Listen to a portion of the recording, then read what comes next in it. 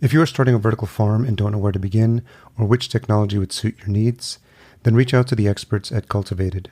As indoor farm brokers, they help connect you to the right technology and ensure your project is successful. Best of all, their service is free because they work on behalf of their partners. Visit cultivated.com to learn more. And that's spelled cultivatd.com, or click the link in the show notes. Yeah, I think a lot of it ties back to personal values, that were inculcated in me at a young age. I think professionally, I definitely came at it a little bit more from a climate change and sustainability lens, just reading about extreme drought conditions and water shortages, and that agriculture is the largest consumer of land on the planet and the largest consumer of fresh water, and just all these other issues around environmental sustainability. Welcome to the Vertical Farming Podcast, weekly conversations with fascinating CEOs, founders, and agtech visionaries. Join us every week as we dive deep into the world of vertical farming with your host, Harry Duran. Vertical Farming Podcast, Season 5, welcome back. If this is your first time listening, I'm sure you are in the right place. This is the one where we speak to fascinating CEOs and founders of the leading vertical farming companies from around the world. I'm your host, Harry Duran. I'm coming to you from Minnesota, specifically Brainerd, Deerwood, northern Minnesota, parts of the state that are relatively new for me. I've only been a resident of Minnesota for probably about 3 years, and it's been fascinating as someone who grew up in New York and lived in LA and very familiar with big cities to acclimate myself to life that's lived at a more slowed down pace. For me, it's sometimes a little different. So I have the benefit of being up here by a lake, and wanted to make sure I got this episode out and share a little bit of what's been happening in my world. Also attended the PodFest conference in Orlando, and I'm actually looking forward to making time to get to the Indoor AgTech conference in New York City at the end of June. That's still 50-50, so if you do see my face, then obviously I was able to make it, but I do have some past guests and friends that are going to be attending. So given that my family's in Yonkers, I may actually try and see if I can make it there. So if I do, it'll be nice to connect with you. In case you missed last week's episode, I spoke with Vani Estes, VP of Innovation at the Produce Marketing Association. She's driven by a passion for agriculture, sustainability, and wanting to make an impact on serious issues such as climate change and broken supply chains, and we had a really fascinating discussion on all things plant pathology related, educating consumers on vertical farming, promoting diversity, well-received interview and episodes, so make sure you check that out. This week I speak to Viraj Puri. He's the CEO of Gotham Greens, and Gotham Greens is on a mission to transform the way we approach our food system by growing greener foods in better ways. Through his work at the company, Viraj and his team have helped to build and operate sustainable greenhouses in cities across America. And today we dive deep into all things indoor farming, and we talk about why it's critical to educate a future workforce of engineers, scientists, and farmers to ensure its continued success. I always like to dig deep and uncover the inspiration for all these amazing guests that I have on the show as to what brought them to this point in their careers. And we talk about that with Viraj, with Gotham Greens, and how they're really doing great work revitalizing communities and innovating for a sustainable future, which is something that's been top of mind for me lately. So I know you're going to enjoy this conversation. Okay, without further ado, let's jump into this conversation with Viraj. So Viraj Puri, CEO of Gotham Greens, thank you so much for joining me on the Vertical Farming Podcast. Thank you, Harry, for inviting me to be on the podcast and for your interest in Gotham Greens. Yeah, it's been interesting to see your growth and the fact that you've been in this space for such a long period of time. And there's probably lots of things that you've seen. I don't know, we're new at the time when you just got started with Gotham Greens, but just to orient the listener, where is home for you right now? New York City. Okay. That's where I live and work, and that's where Gotham Greens was founded and has been headquartered in since 2009. So specifically Brooklyn, New York. Long time. And you are right. We were one of the early adopters and sort of pioneers of this new generation of indoor farming companies across North America. Were you raised in New York? Did you grow up there? I did. I split my childhood between New York and Chicago and a few other places. Certainly did not grow up on a farm. I grew up in cities and in a few suburban areas at best. So agriculture was certainly very, very new to me. I grew up in Yonkers. I'm home is Minneapolis now, but grew up in Yonkers, just outside New York City. So I was actually born in El Salvador, but came here when I was a year old. I say came here. My parents brought me here. So the city's always been not only my backyard, but I lived there as soon as I had the opportunity to. So really have a strong connection to the city. And it's interesting to see how, if you're just raised there, there's a different lifestyle. And I'm seeing that interesting juxtaposition being in the Midwest, because my partner here would say, like, how come you don't, like, you're not as friendly, or you don't say hi to strangers? And I'm like, when you grow up in the city, it's just a different way of life. And I'm wondering if you've noticed that in your travels, if there's a certain way you carry yourself as a New York City native that you find different than how people carry themselves when they're in other parts of the country or world. Look, New York is certainly a very unique place. It's the largest city in the US. It's the most cosmopolitan. It's the home to so many major industries, finance, entertainment, media, fashion, other consumer products. So it's an exciting place to be. It attracts an enormous amount of resources, enormous amount of human talent. It certainly is a trendsetter in many ways. So when we set out to create a pilot scale indoor farming project, we figured what better place to do it than in New York City. I mean, New York is clearly not an agricultural mecca, but it is a city that, like I said, attracts a lot of capital, attracts resources, talent, media attention, and focus. And we had so much conviction and continue to have so much conviction around the value proposition for indoor farming as a major solution to many of the food systems issues that we face. So what better place to do it in New York City to really make an impact and publicize it and evangelize it and advance the mission of it. And I continue personally and professionally to be inspired by this city every day, its people, its culture, its resiliency. It's a hustle though. It's a hustle. It's not for everybody. Yeah. But look, our company now operates greenhouses in 6 states, and I spend a lot of time in other states: Rhode Island, Illinois, Colorado, California. We've just announced new projects in Georgia and Texas. So I travel a fair amount, and each project, each location has to be tailored to its unique sort of geographical, economic, cultural context for sure.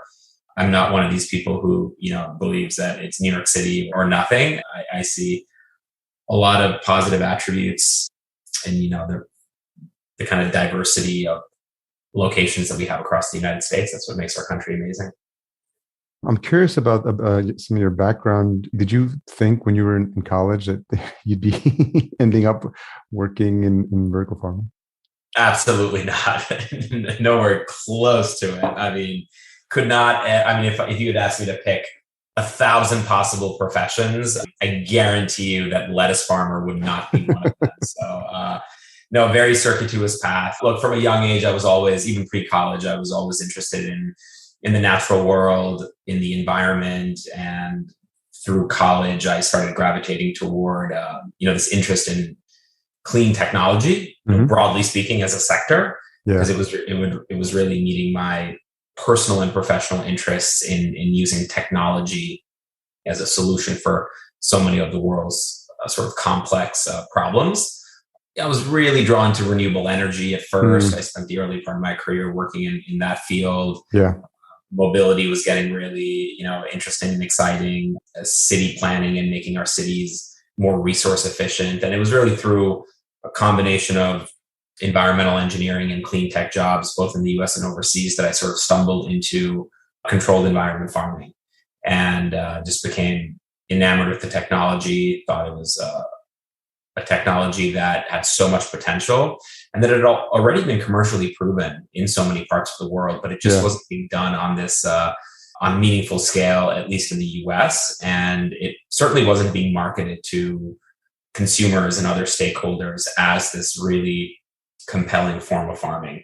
And given sort of the interest in New York City and in other places around more localized eating, more local supply chains. These things were manifesting in like farmers markets, the popularity of farmers markets, right? When I was growing up, no one was like, "Oh, let's meet at the farmers market," right? But suddenly the Union Square Farmers Market in New York City was the hottest place to be, right? Or going into restaurants and seeing the name of farms on the actual menu, right? This is all very new.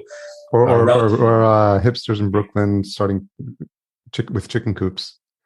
And there you go. People are talking about beekeeping, and it's suddenly hip and cool to be talking about a livestock, right? And your street cred in Brooklyn was enhanced, exponentially. If you had a rooftop garden, exactly. So I figured, a great way to get popular is to become an urban farmer. No, I'm joking. but we did recognize these consumer trends, right? So I think that's the important thing that we recognize. So, one can obviously deploy technology, but then one has to also ensure that there is captive marketplace for those goods and services, right? And we felt like the time was right to launch a consumer-minded brand around local farming and specifically in controlled environment agriculture.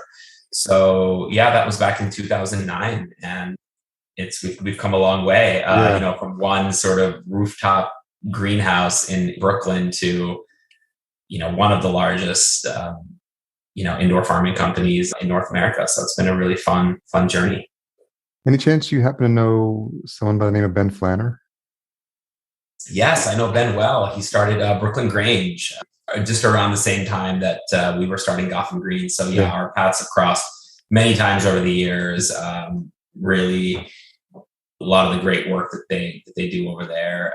What's really cool about, and sometimes urban farming and vertical farming or indoor farming get used synonymously or interchangeably, but they're really different, right? Because controlled environment farming or indoor farming doesn't necessarily have to be urban, right? Yes. It tends to be, but it doesn't have to be, right?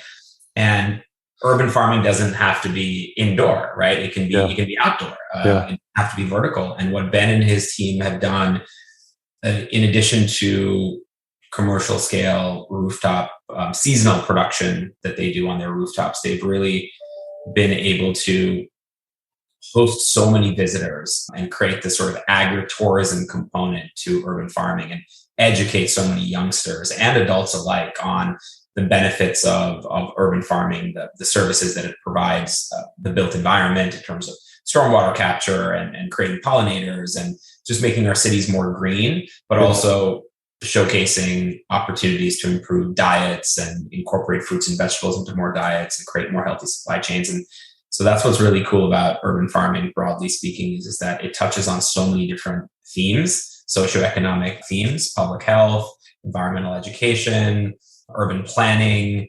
And then, of course, if you do it sort of the way we do it, it's much more kind of commercial scale, meaningful amount of food production and supply chain transformation.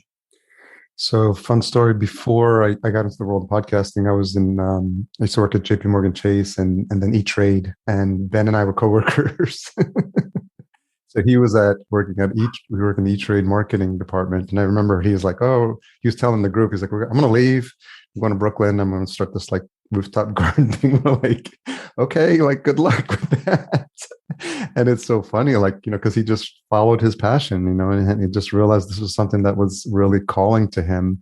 And it's so funny to just kind of see how it come full circle. And then me eventually making my way in a roundabout way into the connecting with the industry. And I actually haven't had a chance to reconnect with him. So it'll be fun when we have that conversation just to see how interesting paths our lives have taken.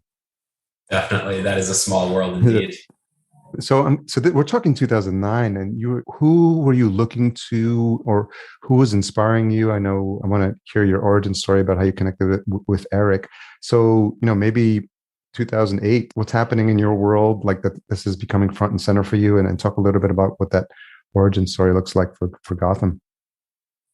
Yeah. So like I said, I was working in environmental engineering. I'd worked with a variety of firms, both in New York and overseas, on various large scale, medium scale, small scale solar installation projects. I was tinkering around with biodiesel. I worked on a fuel efficient cook stove project in East Africa for about a year. I was building passive solar structures in a remote part of the Himalayas for a year. And I was getting ready to go to graduate school to get a degree and further my credentials and skill sets. And I started working at an environmental engineering firm in New York, and I got staffed on a small greenhouse project. It was a demonstration scale greenhouse, staffed as a project manager to help build something called the Science Barge, which featured a hydroponic greenhouse. And I was really interested in learning more about that technology and working with it. And it was while working there that I really saw the potential for larger scale hydroponic controlled environment agriculture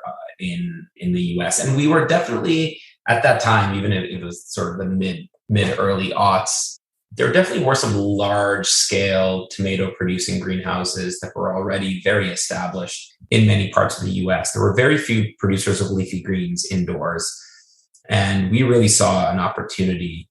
Eric and I, who was our co-founder and now serves as our CFO, both of them started to really explore the size of the market and explore the inefficiencies of the supply chain and how centralized the incumbent supply chain was and continues to be on the West Coast of the US, which requires all this, highly perishable product to be shipped thousands of miles to reach consumers. And just the inefficiencies of that supply chain were screaming to us that it was sort of ripe for transformation and ripe for disruption.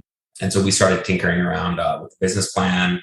I met our third partner in the business, Jen Freimark, who was a globally renowned plant scientist and really an expert in hydroponics. Went through a very diligent process of building a business plan, building a case, and had just a lot of conviction in the idea. So I decided to forego graduate school, quit my job, and launch Gotham Greens. So the first couple of years were challenging because we really wanted to do something in New York City for some of the reasons I mentioned earlier. I thought if we had limited resource to build a pilot scale project, then it really needed to be New York, right? To really get the attention of retailers and restaurateurs and investors and the media and the general public. And that hypothesis did prove to be a good one and a true one. We got just global media attention for building this high-tech greenhouse on a rooftop in Brooklyn with the entire Manhattan skyline sort of in the background, right? So we had film crews and every news station and front page article of the New York Times dining section and all the rest of it. So I do think that really helped not only advance Gotham Greens, but frankly speaking, helped to advance the entire sector more broadly speaking. And so we're really proud of that role that we played and continue to play. So very unique origin story, but a really fun one. Any chance I'd be remiss if I didn't ask if you got to connect with Dixon Despommier? Well, of course. Yeah. We met him early on, even before he had written his book. Oh, really? Okay. Yeah. He had certainly been teaching vertical farming to some of his students and the concept, and he had sort of the term. But I think I first met him in 2006. Wow. That was before he was sort of even, known as the godfather. Yeah. We go back a long way, and I continue to be in touch with him. Since you were so ahead of the curve, and obviously there's been stories of people who also started, at or a little bit later and did not have success and subsequently folded. And so as you were seeing companies coming up in the space, what were some of those early learnings that you had, other than the tomato growers that you mentioned? Was there anyone else you could look to for inspiration, or was a lot of this just really using the experience the team had to figure this out as you go along?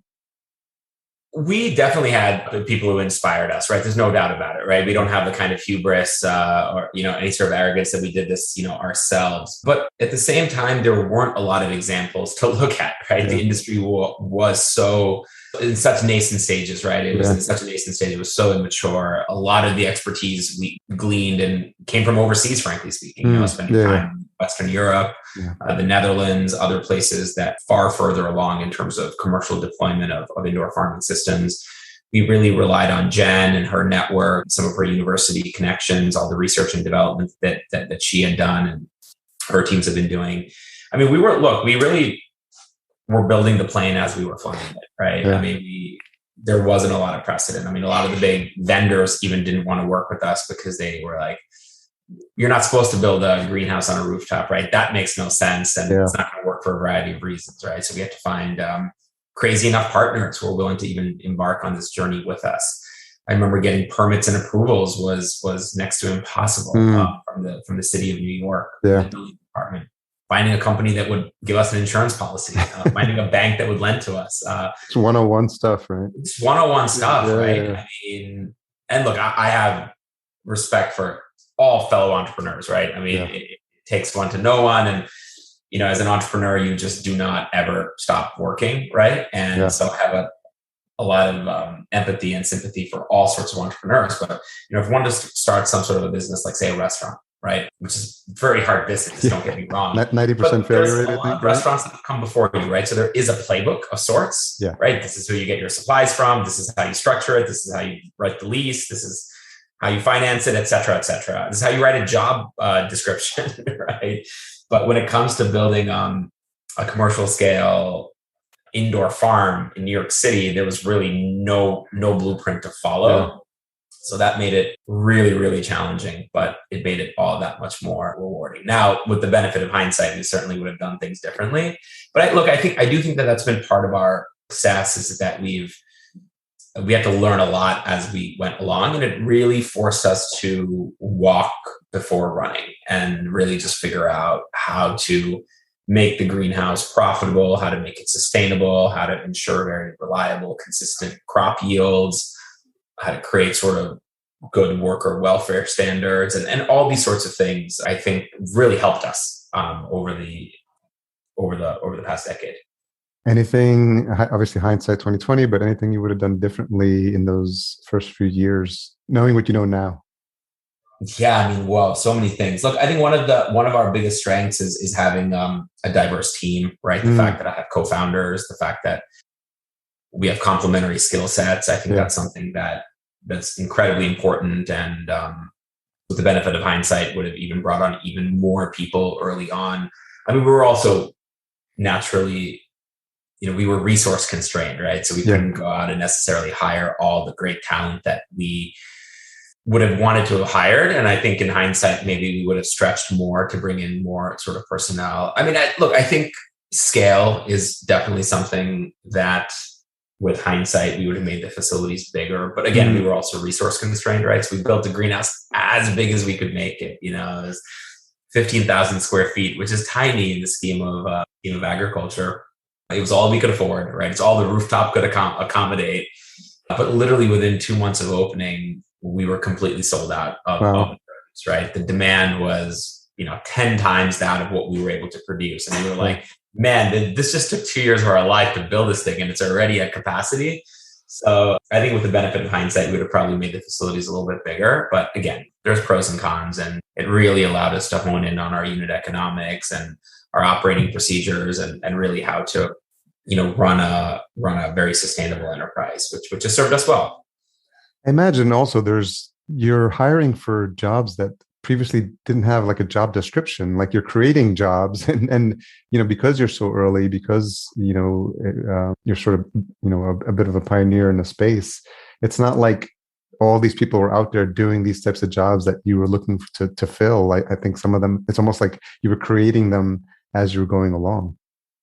Yes, certainly. That's certainly the case. And there was just a lot of people that we had to really convince to join Gotham Greens, to come onto this journey with us. Again, I think we benefited from, as we mentioned earlier, that urban farming was kind of had this edginess to it and this hipness to it. So I think that certainly attracted some great people to the organization, and really this commitment to environmental sustainability also spoke to a lot of job applicants and people who are still with us today. We were and continue to be a mission-driven organization that's deeply rooted in this ethos of trying to make the world a better place, and to use fewer resources to produce more food, to produce healthier food, to incorporate more plants and fruits and vegetables into one's diets, and to making a positive impact in the communities in which we locate our facilities.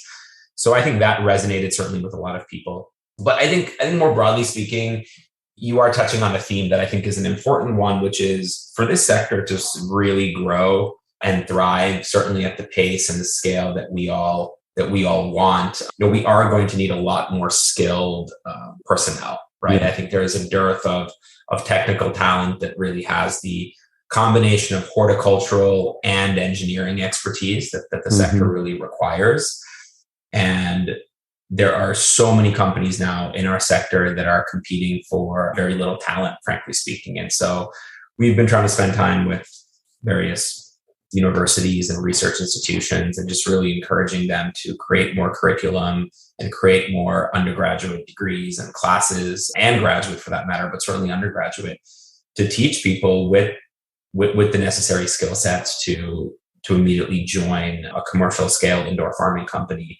I do think that is a real area of need and an area that's very, very vital for this overall sector's success.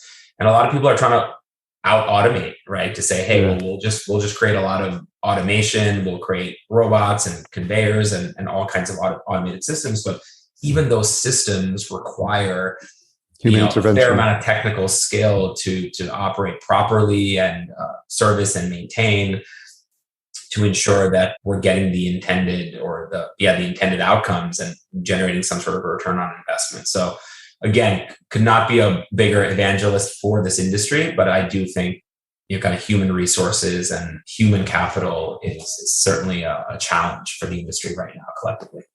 And it seems like an opportunity for a conversation to happen, especially we had a brief opportunity to connect at Indoor AgCon.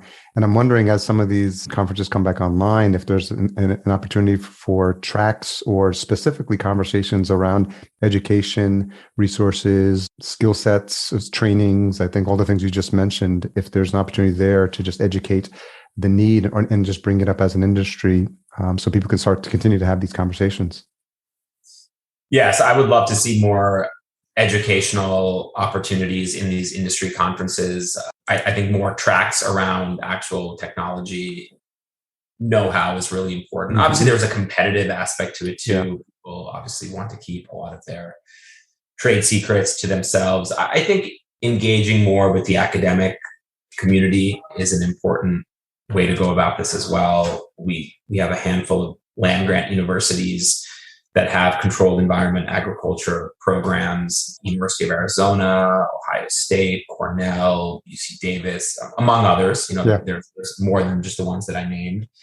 And I think those faculty members and administrators are also seeing the amount of investment that is going into this sector globally, just broadly speaking in ag tech, right? But even more specifically into indoor farming. So I think that's also signaling to them that this is an industry that's growing and we need more talent, right, to serve that industry. So we actually co-located one of our newest greenhouses with the University of California, Davis. We bought the land from the university and entered into a partnership with them to collaborate on research and development and staff training, sort of training of graduates and getting them involved into our organization. So we see a very bright future ahead there. They're one of the most prestigious and well-known agricultural universities in the world. So that's really cool. And we're continuing to do work with University of Arizona, Ohio State, Cornell, and others. So, and I know many of our peers are as well. So really happy to see that. And I think that's going to be very key. One of the things you talked about was Gotham Greens' mission, Raj, and I can see from the jobs you've held previously and the things that were attractive to you in terms of what you want to study and spend your time on. Can you talk a little bit about why that's important for you and where that came from? Is that just something it's been inherent in you as a child, or is that something your parents instilled in you? Where's that sense of mission come from? Yeah, I think a lot of it ties back to personal values, that were inculcated in me at a young age. I think professionally, I definitely came at it a little bit more from a climate change and sustainability lens, just reading about extreme drought conditions and water shortages and that agriculture is the largest consumer of land on the planet and the largest consumer of fresh water, and just all these other issues around environmental sustainability and just reading a lot of books early on, our dependence on nitrogen and the impacts that it has and negative impacts that it has, that is, in terms of runoff, in terms of acid rain, ozone issues, and the fact that, just a small percentage of all the nitrogen that we apply to farms is actually making it into our food. The fact that over 40% of global carbon emissions are attributable to some sort of farming, livestock, clear cutting of land, grazing, these types of things. And then that sort of juxtaposed with all the human health issues, right? Yeah. That the agricultural system is causing. I mean, we're feeding billions of mouths, each day, no doubt, but we're increasingly unhealthy. I mean, firstly, we still have close to 1 billion people who are malnourished, right? And then on top of that, we've got, just we spend more money on treating diabetes in this country than the entire USDA's annual budget, right? Wow. Just staggering stuff, and 60% of the calories that are consumed by Americans are coming from highly processed foods, right? So, how we produce food, how we feed ourselves is just such a significant part of the climate crisis, such a significant part of public health issues, that I was really excited and inspired to be part of the solution. I don't believe indoor farming is just this silver bullet, right, that can solve all these complex issues, but it certainly can address some of them at least. And then, it was after writing the initial business plan that then I started getting exposed to other issues around food justice, food security, food access, the correlation between these high diet-related diseases to poverty and how it's so centered around many urban areas where there's just a lack of fresh fruit and vegetables. And then I started getting exposed more to just issues that are cities face, issues of stormwater runoff, the urban heat island effect, and all these other things. So, started to look at it really from a 360-degree view and see that just with our modest sort of greenhouse, we can be really creating positive change and inspiring others to create positive change. So that just really started to make its way into our business plan, our ethos, our culture, our mission.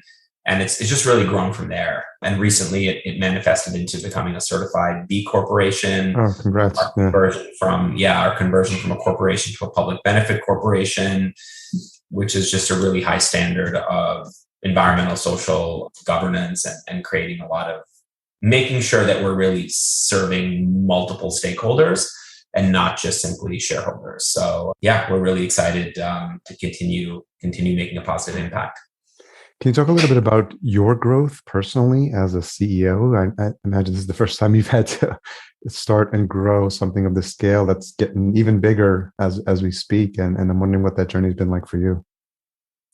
It's been an amazing one. It's been a hard one. It's been a challenging one. It's been one that's it's been phenomenal. Like you said, I've never been a CEO before. I started the company in my 20s, or maybe I was just about 30 at the time. But point being is, I learned a tremendous amount about what it takes to be a leader. I continue to learn stuff every day. I know that there's a lot that I don't know, and I think that's really guided me well. We've brought in so many great people who have subject matter expertise in different facets of the business, and we would not have been able to grow the business without them. Just navigating that world of finance and fundraising and food safety and sales and marketing and distribution, logistics, every day, every month, every year has been just such a tremendous learning opportunity but it's great. I've really learned the business from the ground up, which I think has also served me and my partners really well, that we've had to really learn along the way. So we ask a lot of questions. I think that curiosity is a really important sort of attribute or characteristic for strong leaders. And I think the fact that we've built the business from the ground up has necessitated that sense of curiosity. And I think that's something that has been fantastic. And just, a lot of humility along the way has also been important. Recognizing that so much we don't know, I think has also served us well. I mean, we've made so many mistakes too, right? I mean, just dozens and dozens of mistakes along the way, but I'm a firm believer that those mistakes make you a stronger leader and more successful going forward. How has your relationships as you've grown the company in the industry itself helped you, or are there relationships you've had with mentors that have helped you grow along the way as well? Oh yeah, absolutely. But a lot of personal and professional mentors along the way. Friends, family, other people I've met just through the industry, or broadly speaking in kind of the sustainability sector, if you will. Yeah. Other folks working in conservation, natural resource conservation, renewable energy. So I have some mentors that help me along the way there. Other natural food entrepreneurs. That's been a really cool ecosystem to be a part of. There's been so much transformation across consumer food and beverage, right? That I'm sure all your listeners are well aware of. At the same time in Brooklyn, right, when the farmers markets and the beekeeping was getting cool. So was kombucha and Greek yogurt and plant-based foods and things like that, right? Yeah. So there's just such a strong cohort of other now it's cellular agriculture. Exactly. So it's been great to learn from other startup food brands as well. Yeah. And so for folks that are new to Gotham Greens, Viraj, can you talk a little bit about what your current roadmap looks like? I've been conscious of being more aware as I'm in the supermarket, and I was in Whole Foods, and I did see the Gotham Greens, leafy greens, and the pesto as well. So I was like, oh, okay, I have to make sure I try that in advance of my conversation with you. So I had a really good experience, but that's an awareness that we have as consumers that are looking for it. So I'm wondering if you could speak to what the current roadmap is for Gotham Greens in terms of expansion and what the plans look like for the future. Sure. So just a snapshot of where we are today. A decade after launching, we now have 9 greenhouse facilities across 6 U.S. states and counting, with over 400 employees. So we own and operate greenhouses in New York, Illinois, Rhode Island, Maryland, Colorado, and California. Our products are primarily leafy greens, herbs, also some sauces and dressings and pestos that you mentioned, and they're currently available in almost 45 states, approximately 3,500 retail stores around the country.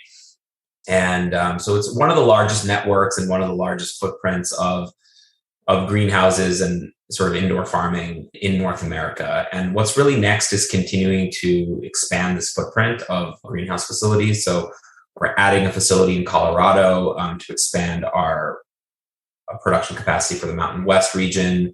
We have broken ground on new projects in Texas, which is outside Dallas, and in Georgia, outside Atlanta, as well as expanding some of our existing greenhouses in both Chicago and Providence, Rhode Island. So we're going to be doubling the size of our greenhouse capacity in less than 12 months from about 600,000 square feet today to over 1.2 million square feet by the end of 2022. So upon completion, that'll be then 12 high-tech greenhouses across 8 states. This is just such a large market. And it's so underpenetrated by indoor farms that we just think there's room for growth for a lot of different companies. But we're probably among the fastest growing and have the largest footprint. But again, we can't do this ourselves, nor do we want to do this ourselves. I think this is an industry that's going to have multiple brands and multiple key players servicing such a large market. And given all the headwinds that the incumbent industry is facing in California and Arizona, right? So these are the open field farms, and I'm sure many of our listeners are very familiar with these kind of mega trends. But the water situation is not getting better. The freight and logistics situation is not getting better. Food safety is a challenge. The reliance on migrant farm workers is a challenge. So, and I think a lot of the retailers and the institutional food buyers are all pretty convinced that the future is in much more decentralized kind of indoor production. And now it's really incumbent on us and our cohort peers to now rise to the occasion to meet this tremendous opportunity and actually get these facilities built and get them operating and produce the consistent, reliable crop yields that are expected of us, right? And to do so in a financially profitable way. We've certainly got our work cut out for us, but I certainly see a very bright future ahead. So speaking of your cohort of peers, how happy are you to have the conferences coming back online and that ability to have those connections? I know you run on a panel or two at Indoor AgCon, and there's an event coming up in New York City. Are those events important for you to have those conversations with peers and see what else is happening in the space? I think so. I think they certainly have value. I think it's good to get out there and meet people and see what others are up to and have good conversation. And I also just think from 2 years of staying at home and being quarantined, it's really nice to get out and see people again. exchange notes, and just be inspired by the work that's being done by the entire sector. So, it's hard to get to all the events because there's so many of them, but yeah, to get out to a couple of them a year, I think is fantastic. A couple of questions as we wrap up. What's a tough question you've had to ask yourself recently? Pace of growth, questions around pace of growth, like how much is too much, how aggressively to grow, how measured to grow. I think that's a huge question. I think we're more broadly speaking in the financial markets, there's been a lot of turmoil. I think this is a capital intensive industry, right? That I'm sure and many of your listeners know, right? So we can't really talk about scale without talking about capital, I think in this business. And I think just over the last 5 or 10 years, the investment community has been very pro-growth oriented. And, even if that comes at the expense of sustainability and profitability. And we're starting to see a little bit of a shift, right? Capital has been cheap. Now it's getting a little bit more expensive. Yeah.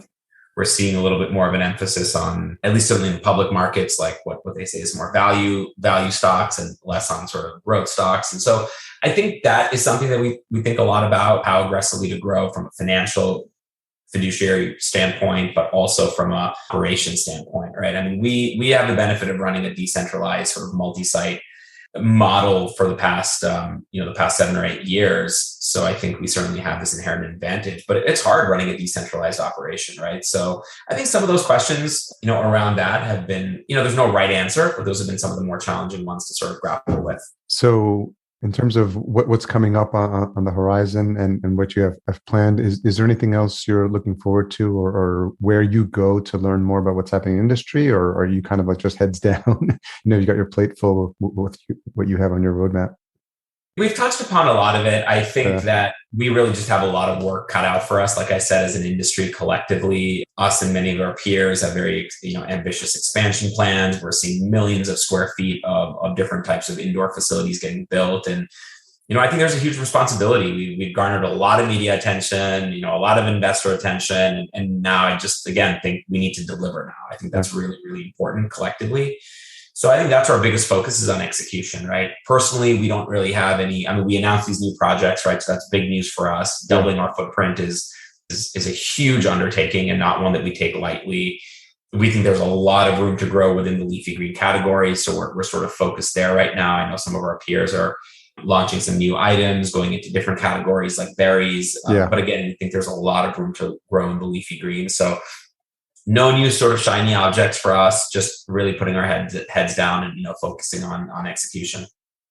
And given just the specific nature of this audience, is there any ask you would have to the listeners or to your colleagues or peers, anyone who might be listening to this episode?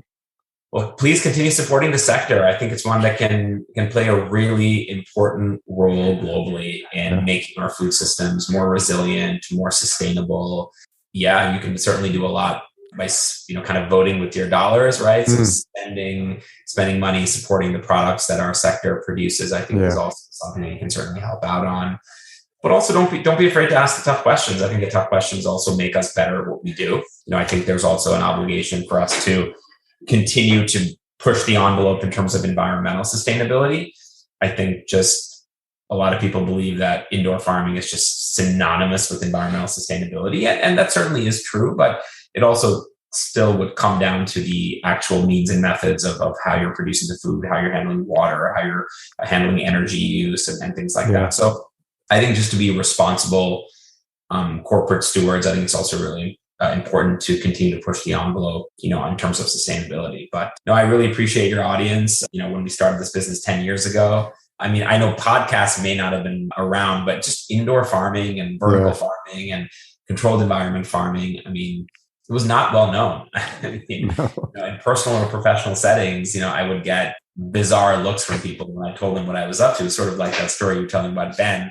When he was leaving E-Trade, you're like, oh, this guy's nuts. Where are you going? Yeah. And now fast forward 10, 11 years to see the fact that we're on this podcast. Yeah, it's crazy. There's others like it. There's industry conferences specifically for indoor farming. It just goes to show what a tremendous opportunity there is and how far the industry's come. So it's awesome that you have this audience, and it's been really fun. I appreciate you having me on. Yeah. Well, congrats to you and the team. And I applaud you for being an early pioneer in the space. And paving the way for a lot of companies who probably, were inspired by you and the work that you've done at Gotham Greens. So thank you for taking the time to come on.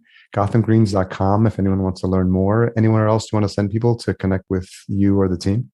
Well, thanks for having me on, Harry. I really appreciate it and your audience's time. And yeah, GothamGreens.com is fantastic. And we've got some social channels that can be accessed through the website. We'll make sure to include all those in the notes as well. Thanks for your time. I really appreciate it, Viraj. All the best. Thanks.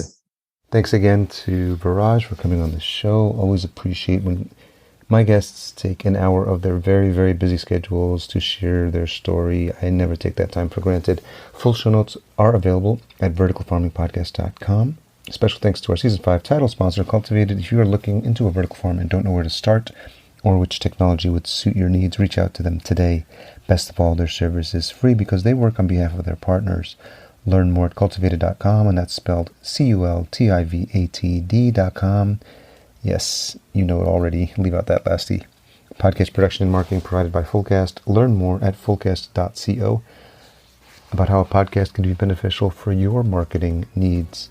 As a reminder, if you are enjoying this show, please leave us a rating and a review at ratethispodcast.com/VFP. Regular listeners can testify to the fact that I will be sure to read these out on future episodes. Tune in next week for my conversation with Max Lossell. He's the co-founder and CEO of Agrilution.